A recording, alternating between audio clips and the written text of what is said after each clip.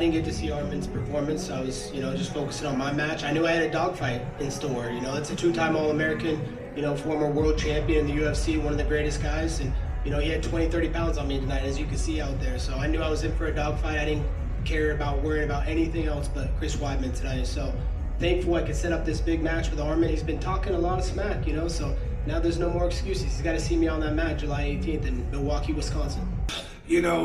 People were wondering when John, and I just always like to say, once you come to RAF, once you see it, once you feel it, you want to do it. So it's exciting, man, just to have Gable and Kyle, these two Olympic champions, true legends of the sport. And you got guys like Colby that could have did that, but he went to the UFC to make millions, and but we got guys that are all coming back to the greatest sport in the world, and that's wrestling. So we're thrilled. And it's funny because I always told Chad, he would ask me, he's like, what do you think about John? And I was like, oh, just wait till he comes to one event. He's a wrestler. He's a diehard wrestler. He loves wrestling. So it's just exciting, and we're pumped because John's going to strap it up for us, hopefully.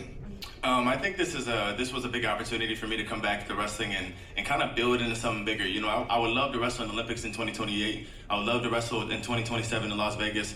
But it's just going to be a time thing with UFC, how things line up if that opening exists. But right now I'm focused on my fight in July 11th. This was a stepping stone. I trained really hard for this. Whether my opponent gave up or whether he was going to wrestle me for the full 6 minutes, I was ready for anything. And this is another day for me to go out there and compete. I would love to keep wrestling after this, and I most definitely will.